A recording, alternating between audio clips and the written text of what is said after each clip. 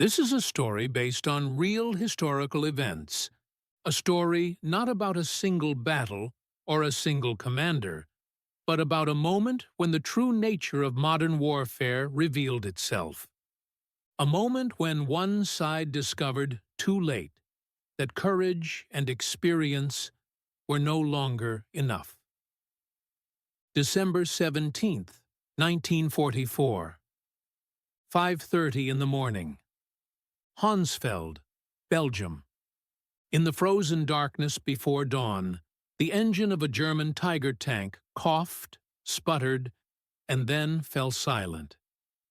Inside the armored vehicle, the driver tried again. And again. Nothing. The fuel gauge rested firmly at 0.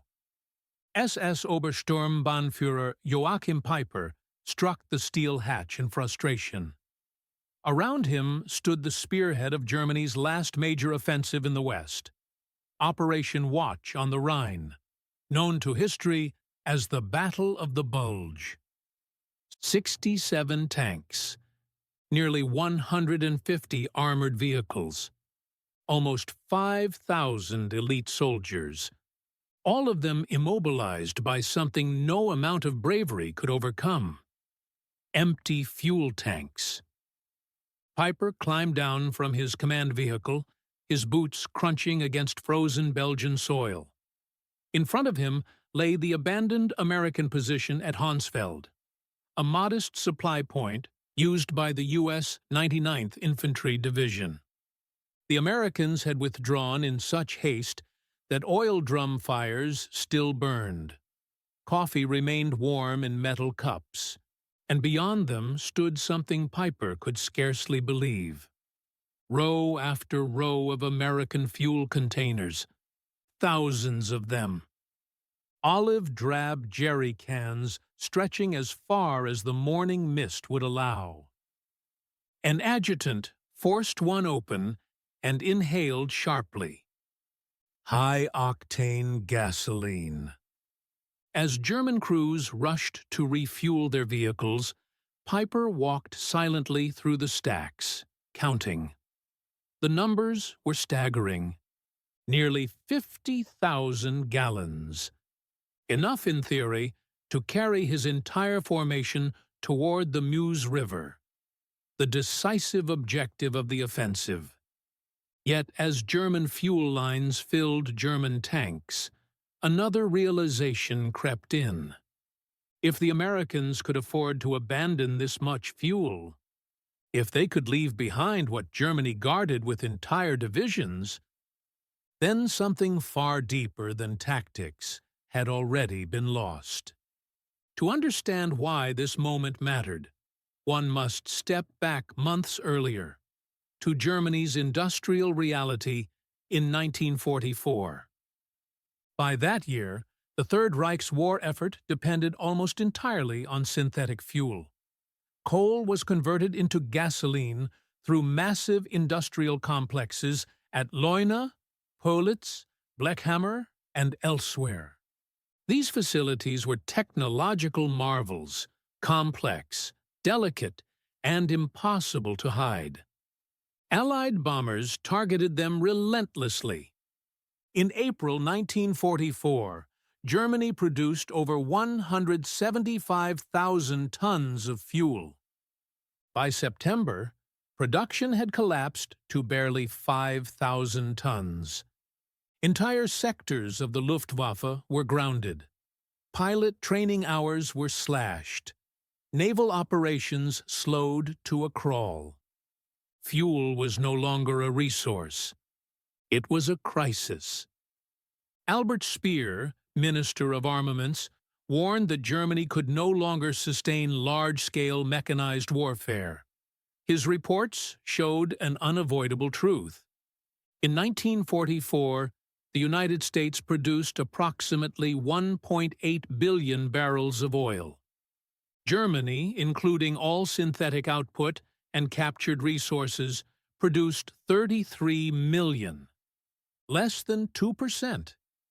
This disparity shaped every decision on the battlefield, whether acknowledged or not. The Ardennes offensive was built on a gamble. German planners calculated that if their forces could break through quickly, they could capture enough American fuel to continue advancing. Not because it was smart, but because there was no alternative.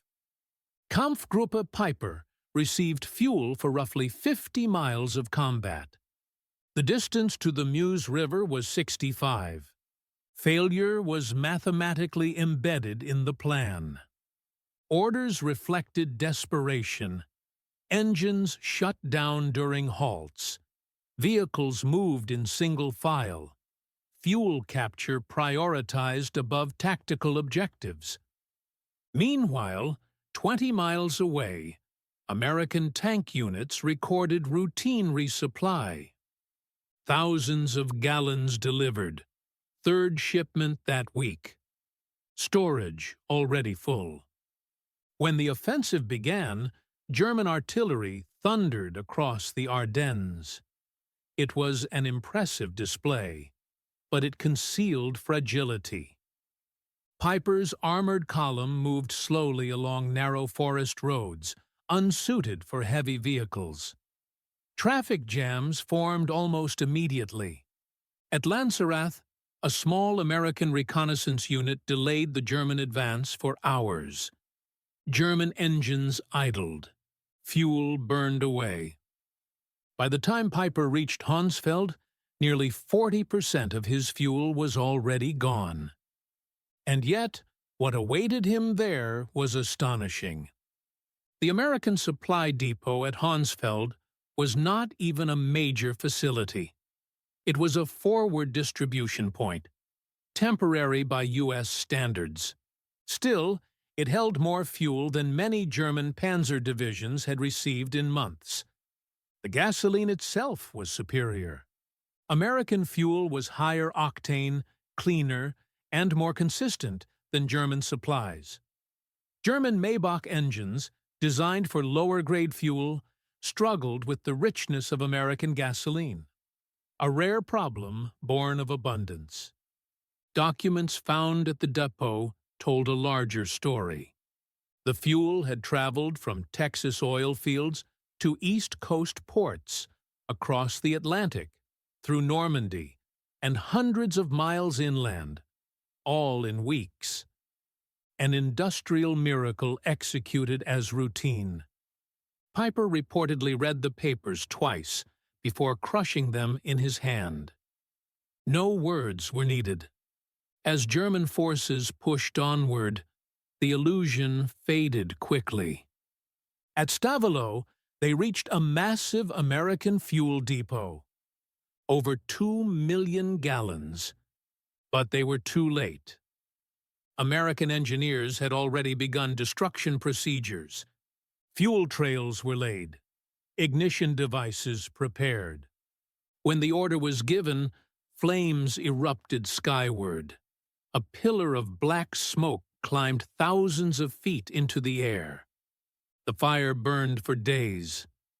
Enough fuel destroyed to move an entire German army across Belgium. Piper watched silently. They can afford to burn what we would die to possess. Across the region, American units followed the same doctrine.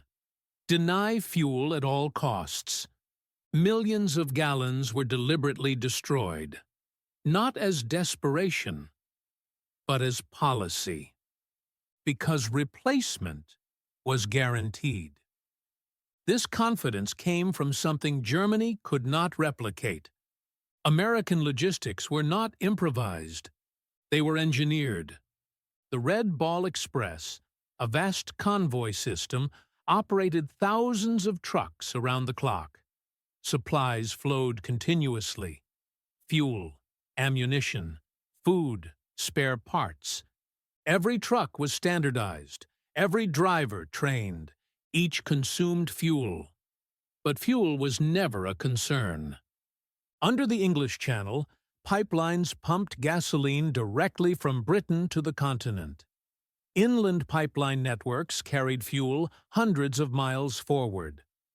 By December 1944, American forces in Europe consumed millions of gallons daily and still built reserves. Fuel was not hoarded. It was assumed. German soldiers noticed. Captured officers remarked less on American weapons than on American habits. Engines left running, fuel used for heating. Vehicles moved freely without concern. The psychological impact was profound. For German forces conditioned to ration every liter, American abundance felt unreal. As Piper advanced, his fuel deficit grew. Vehicles were abandoned not due to damage, but emptiness. By December 19th, his force was effectively immobilized. American units surrounding him operated with overwhelming logistical support. Aircraft flew continuous sorties. Tanks maneuvered freely. Supply convoys never stopped. The contrast was absolute. When Piper finally ordered his men to abandon their vehicles and escape on foot, the outcome was clear. His force had advanced miles, captured depots, and fought fiercely, yet achieved nothing lasting. Not because of inferior soldiers, but because industrial reality had decided the outcome before the first shot was fired. Later reflections from German commanders echoed the same conclusion. They had underestimated not American courage, but American capacity. The war had become a contest of production, fuel, and logistics. And in that contest, the outcome was inevitable. By 1944, the United States produced half of the world's manufactured goods. Aircraft rolled off assembly lines every minute. Tanks every hour. Ships every day. Fuel flowed without interruption. Germany fought with skill and experience. America fought with scale. The story of Hansfeld is not about 50,000 gallons of fuel. It is about the moment one side realized that even miracles meant nothing against an enemy who could burn oceans without consequence. Industrial warfare had reached its conclusion, and history would never be the same.